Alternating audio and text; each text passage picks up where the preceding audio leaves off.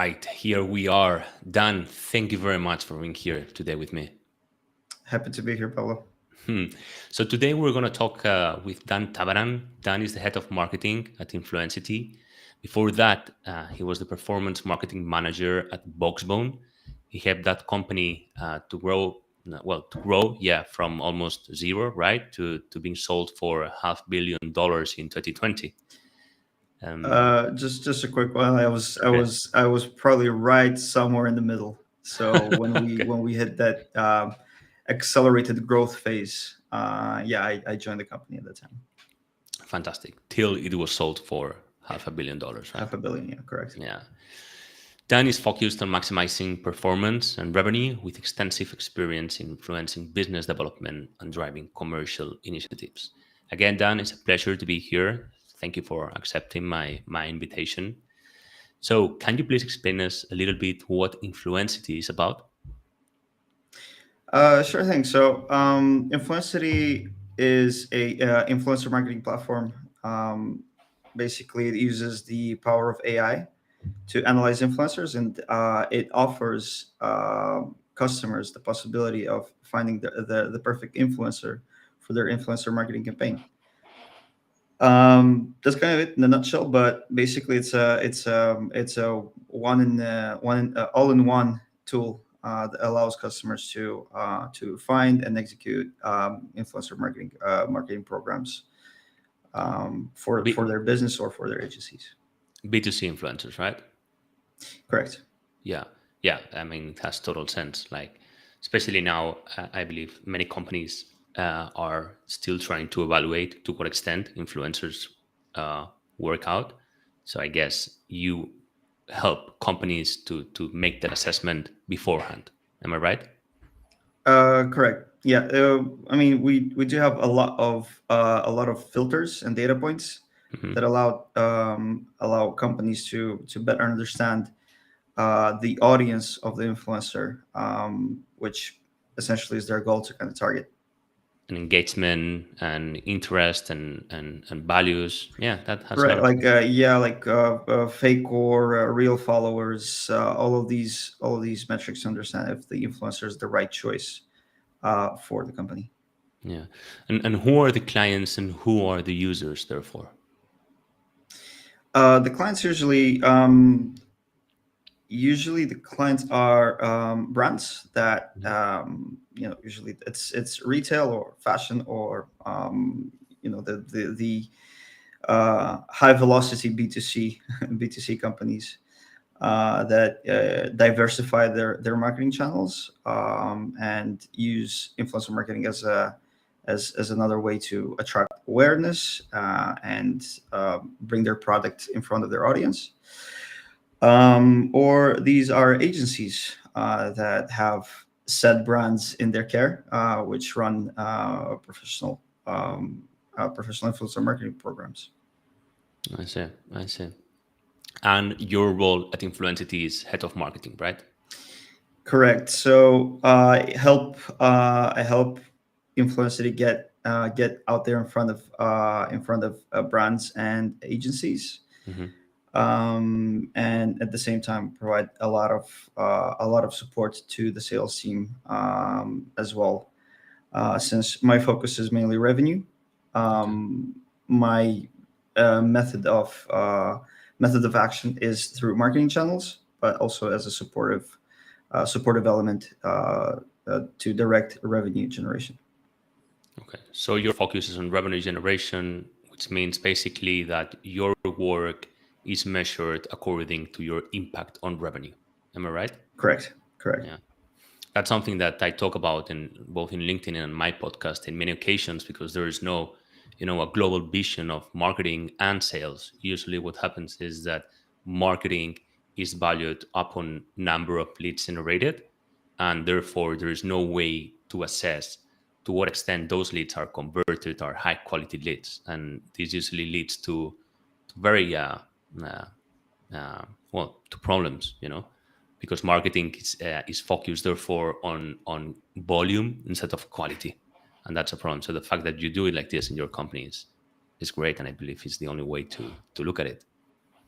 Definitely. Fantastic. I mean, it's the this sort of traditional marketing and sales approach is only creating a divide between those two teams, which is probably the modern way to tackle this is the right way when you're set behind one KPI, which is revenue generation. You have much more alignment, and alignment happens organically. You don't have to spend additional time to think about it. Yeah, yeah, fantastic. So we already had a previous call, well, where we talked a little bit. All of this was initiated through a LinkedIn post that you posted. We started to talk. We had a previous call, and we talked a little bit about account-based marketing, ABM. You told me that you have large experience with ABM, so I thought that it would be great if we could focus the today's conversation on ABM, because I believe that with all your experience you have, you do have many experiences and thoughts that perhaps you could share with our audience. So the first thing that I wanted to address was the first thing that a marketeer would think on when doing an ABM is how do we build the list of clients that we would like to work with. How do we make that list? How do we what tools do we use? ICP, or I don't know what. If you were doing ABM from scratch again, how would you do it? How would you target those accounts? Sure. So I mean, it's really down to the segmentation that you currently have in the company. If you do have a segmentation, if there's no segmentation, obviously next step would be looking at the customers and try and compartmentalize where they sit in terms of firmographics, company metrics, all that kind of stuff. However, if you don't even have customers, so if you're going to start, I mean, starting with ABM is probably quite risky since ABM is kind of playing the long game. And when you start a company, you kind of want that revenue to come in fast Hmm. to kind of motivate the entity's existence in the first place. Um, However, ABM can prove to be useful within the same structure. If you build a product from scratch, you probably build it for somebody, right? So that somebody is your target audience, and then from that point on, you start to segment them. Usually, I mean, the tools that I use initially to understand the target market better is I use a lot of Crunchbase, quite accessible. They have a free plan as well, Yeah. and they help me to basically understand a bit better which companies kind of fall into which categories, and then segment them accordingly. Obviously, you want to go as targeted as possible. So kind of build a pyramid. So kind of like taking the one-to-one approach, like the most important companies in your that you want to see in your pipeline. So those are not going to be many. Those are usually, depending on the product, it can be as many as 10, or it can be as many as 100. So these are the companies that you want to have 100%. You want to have them in your portfolio. And as you go a bit broader, you kind of relax the filters that you're going to use. So then you get more and more companies, but then those are the ones that probably will close at a lower rate. So this is where quantity comes in. So Mm. basically, it goes from quality to quantity. Okay. So you're going to have one to one until you get to the targeted dimension ratio, which is probably going to be a lot of companies out there that could make use of your product, but not as much as the ones that sit at the top. So when you talk about quality, is because you benchmark with your ICP. Correct. So, like, if you do have your ICP, then in this case, you're going to have companies that are going to be a bit less like they're going to match the criteria of your ICP less and less. Hmm. And then the more you loosen these filters, the more quantity you're going to have. Yeah, fantastic. You also raised a very interesting topic, which is account segmentation. With a client, what we did was account segmentation and then market segmentation. And we realized that market segmentation was already done before by the client. So when we matched, we saw that there was no match. meaning the clients, when we were segmenting the clients of our client, there was a gap between reality and what they were looking for. That was also very insightful for building the ICP and therefore the target accounts. Yeah, I've seen personally, I've seen a lot of traps. I Yeah. really prefer to call them traps, where you might have an idea of what your ICP might look like, but then there's a total disconnect between who your actual customers are and who you think might be your perfect customer. Yeah, that's super, super interesting. So when once you have this list of target accounts, what is the approach? How do you deal with them? You have these accounts, and then we have to say, hey, marketing or sales, someone has to reach these companies and tell something. What would you do um, if you were starting again this strategy from scratch? Sure. I mean, so like just as any unit, everybody has their own specialty. So, Hmm. what marketers are excelling at best is awareness, it's engagement, it's targeting. Basically, what happens next is a delicate battle plan, especially if we're going to talk about those quality accounts that we want to close. Those are going to get most of the attention. So, first of all, there's obviously we're going to talk about marketing and sales alignment here, but that's number one. First, Hmm. you align what needs to happen to those accounts, who's going to do what, and how intensive that program is going to be. Obviously, a lot of things come into factors here, which is for from the marketing side, those accounts have to actually be aware that there's a product out there that is tailored to them. Um, so that's where advertising comes in. Advertising is kind of the easiest way to get your message in front of those accounts. Usually, LinkedIn is doing a very good job at advertising. Target towards target companies. Hmm. That's a metric that's a filter that they allow to use in your advertising campaigns. Then you obviously have the account-based advertising tools, Yeah. software like Enrich and similar. Well, you got more. You got Terminus. You got demand based. So there's a lot of tools out there that you can use to get in front of those accounts. Um, and why not even emailing? So that's the same part of doing the outbound programs. Usually, salespeople that are more proactive, they would take the outbound emailing Yeah. and even the LinkedIn outreach. They would do that themselves, but Hmm. they're in a way there's ways marketing can actually help them, especially if we're going to go a bit more towards the quantity side. Because when you have the quality, if you have 10 accounts, there's no reason to create automated programs within marketing. It's going to take a longer time to actually do that than if somebody from sales would just go directly to those accounts. Yeah. But mainly, marketing in this case is supporting the sales side with sales intelligence. So what I mean by that, it's you have factors like intent data, which you can actually give to the sales team to say, look, out of these 10 accounts, five of them are in the market for a solution such as ours. So these companies will actually be more inclined towards acquiring a new solution rather than the ones that are happy with their current provider or do not even think about acquiring such a product. Those are more for the long run. But if you're talking about hot accounts, the ones that display intent, then the next stage is obviously finding the target people within that account, and then you feed them to the sales team.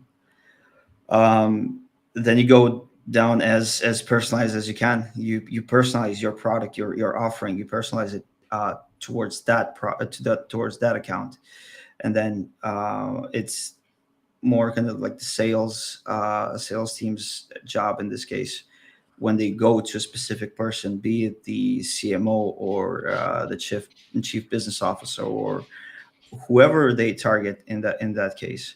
the messaging needs to be for that account, but at the same time, it needs to resonate with what the pain point for that target contact is going to be like. Yeah, but So there's a lot of messaging in the works in this case.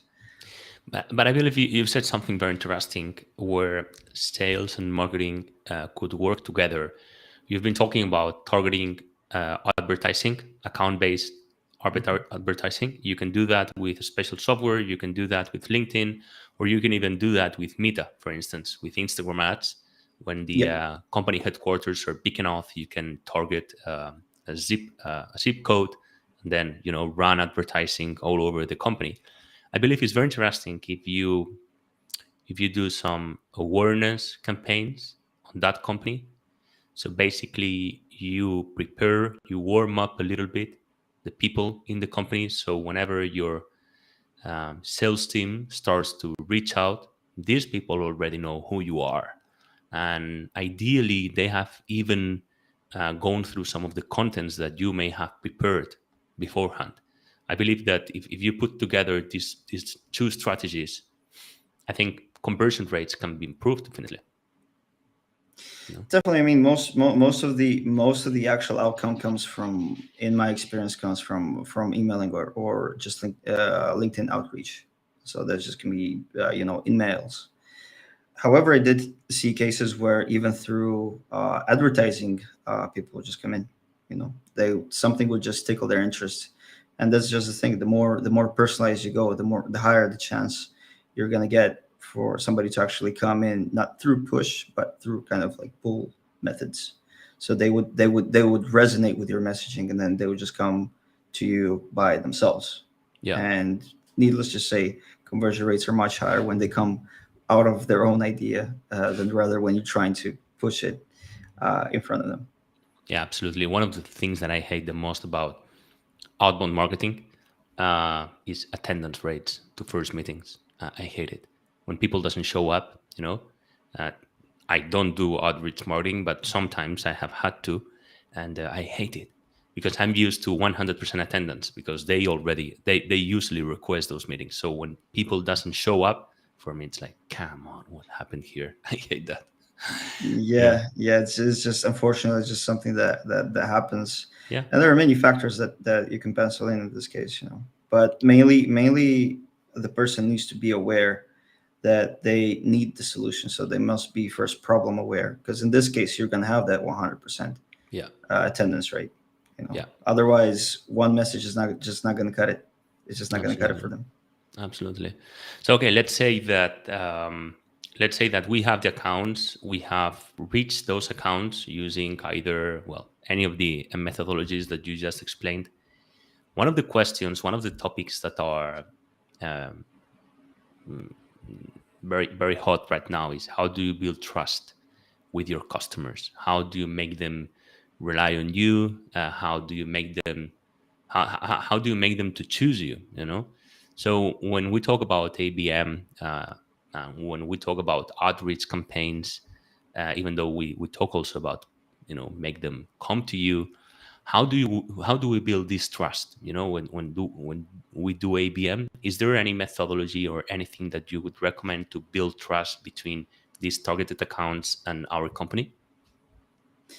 Sure. So I mean, in this case, it definitely comes in very handy if you have a similar customer which you have already closed and have already provided the solution for them. Because then that's where you take most of your messaging from. We helped XY with Z, and we can do the same for you. You know, that's what usually people are interested in. So, I mean, that's the main trust factor that I would be looking for. That's the same question that I ask when I purchase software or solutions: is do you have a track record that would kind of fall in the similar category with what I'm looking for to achieve from you guys?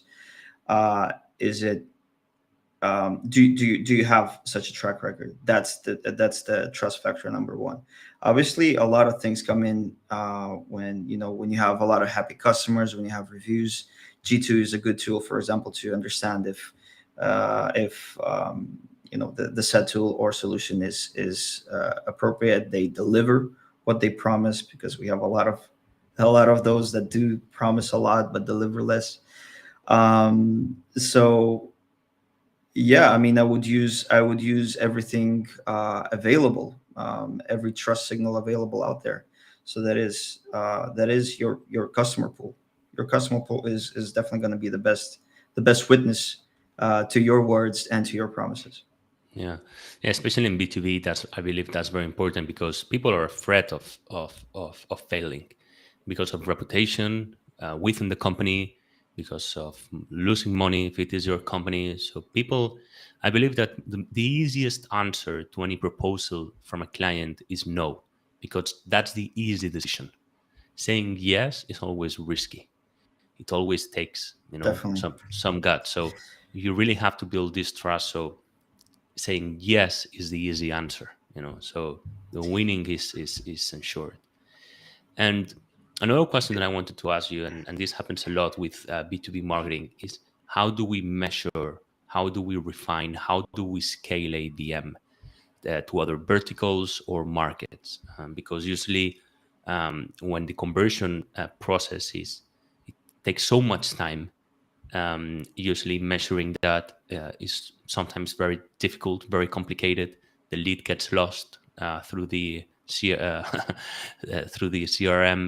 and also it's very there are some challenges coming when you try to scale these programs because you rely a lot on the human factor. So how do you do that? How do you measure? How do you refine? How do you scale ABM? Definitely. So I mean, it's more about like kind of like the tech stack that you're using. Hmm. I mean, a well maintained CRM is going to allow you to monitor the progress of your ABM campaigns. So I mean, that would be the first step, is to keep your CRM in order, and definitely pay attention to those reports. Build them up front so that you know what to expect. Alerts are a good thing to do as well, especially if you're using Slack. I use Slack alerts all the time, just to see if something is coming in, a lead is coming in, or a customer is being closed. Use those alerts to better understand and keep in touch with the reality, with what you are generating. And then obviously any ABM campaign, especially if it's going to be um, very targeted. At that point, you can probably have a start and end date, so you can actually make tally up the results. What did your campaign generate in terms of meetings, deals, or revenue?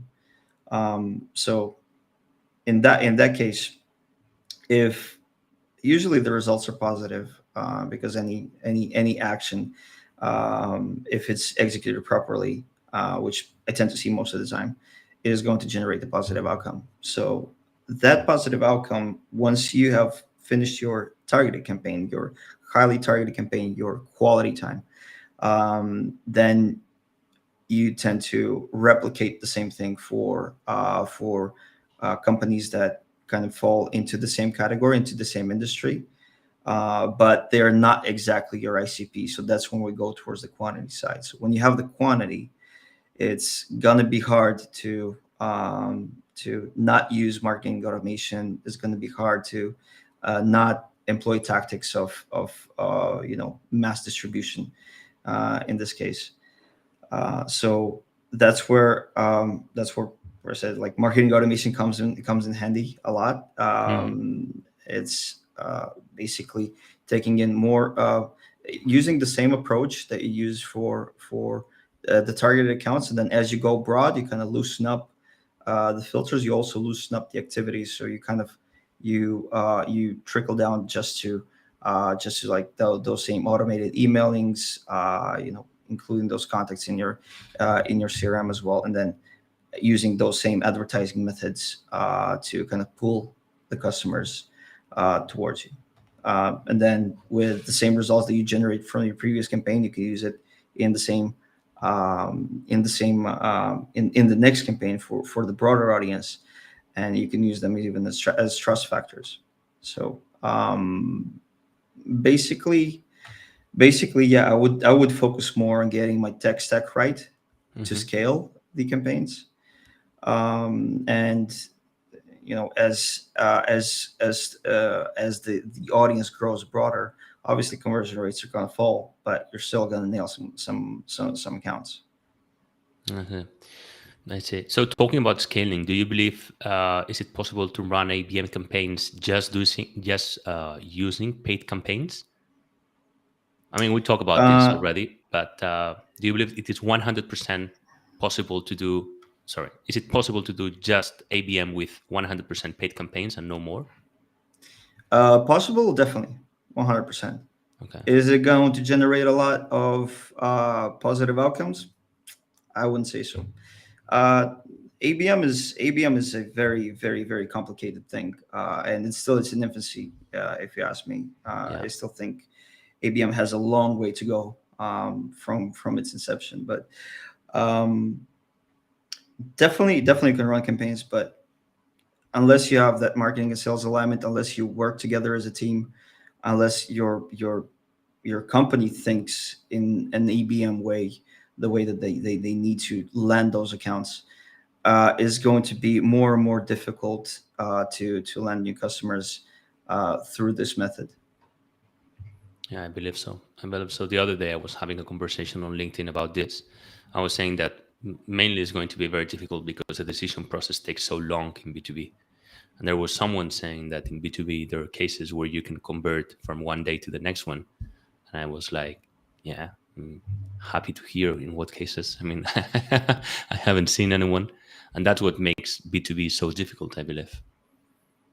Definitely, it's also to the same point. Just imagine your competition. Doing advertising is probably the easiest thing out there. You Yeah. just push it. You just start your campaigns. True, there's a lot of work behind it, so you plan those accordingly. You do your targeting. You design your creatives. You put that copy out there. It's a lot of work. It's a lot of hard work. But then everybody's doing it. Yeah. 90% of your competitors are going to be marketing focused, and they will be doing the same advertising efforts as you do. Yeah. So you got to go the extra mile. Absolutely. So my conclusion from what you said, and I share this vision with you, is that if you do just paid marketing, doesn't work in B2B always. I mean, I always talk about B2B. If you do 100% outreach marketing with no support from marketing operations, then it doesn't work anyway, because also everyone is doing it. Everyone is sending DMs on LinkedIn. Everyone is sending cold emails. Everyone is doing cold calling, and that doesn't work alone. That doesn't work alone. There has to be some coordination between marketing and sales. Otherwise, it doesn't work, because people don't behave like this. Not anymore. I mean, I remember in 2015, I was doing cold emailing. I was doing that, and it worked. It worked a lot, especially if you look at it from reply rates. It was super high. I had like a 70% reply rate because people still didn't know what cold emailing was, especially from the receiver side. They were not able to identify which email was automated and which one was manual. So it was very easy to get replies. Sorry. So the problem was that it was very difficult to convert because people didn't have identified the need, and also the decision process was too long. So it was very difficult. Well, it's always long. It doesn't matter what marketing technique you use. But now everyone does cold email. Everyone does LinkedIn, um, meaning DMs on LinkedIn. So if you do it just alone outreach or paid campaigns, it just doesn't work. Everyone does it. It would be too easy. Definitely, And definitely. I mean, it's kind of like what I say, that is um, the perfect combination of activities is definitely you have that personalization mm, towards each and every account that you want to close, consistency of yeah, delivering that message, and then the channels that you deliver that consistent personalized message. As you know, more channels is better, is more work, but yeah. there's a higher penetration rate in this case. Usually, the harder, the better. If it is too easy, it will not work. That's usually Definitely. the rule that I apply Definitely. at all levels. At all levels. Yeah. So, Dan, it has been a pleasure. I believe that we have covered more or less all the stages, different stages that anyone doing ABM would face, doing it from scratch. It has been a pleasure. Any hack or anything else you would like to add regarding ABM? I mean, at this point, there's just not enough data out there, right? I started doing ABM at Voxbone, which is about 3 years ago, Hmm. right? And I still believe I am yet to see, like the golden horizon. So the only thing that anybody can do right now to kind of evolve ABM as a method of generating revenue is try out different things. I mean, everybody knows there's a lot of tools out there. They themselves are trying to evolve this thing as well. They're trying so many things. There's so many ideas behind it, mainly because it's so robust. There's so many ways you can tackle this. So I just keep saying this, keep doing ABM, keep trying new things and see what works for you. And then when time allows, share it with the rest of the community, so that we can make ABM a successful activity for modern professionals. Yes, I agree. There's a lot of room for improvement regarding ABM. Definitely. Just started and yeah, great horizon. Fantastic, Dan. Thank you very much. I don't want to take more of your time. I know you're a very busy person, so I can only thank you for being here today with me. It has been a real pleasure. I believe this has been very interesting. So thank you very much for sharing your experience and knowledge with all of us today. Thank you. Definitely, I appreciate the invitation, Pablo. It was a very nice conversation. I didn't have this for quite a bit of time, so always happy. Fantastic. Thank you, Dan. Bye bye. Cheers. Bye bye. Si quieres estar al día sobre todos mis posts y actualizaciones donde hablo de generación de demanda B2B, por favor, dale a esta campanita que encontrarás en mi perfil y así LinkedIn te lo enseñará todo. Muchas gracias.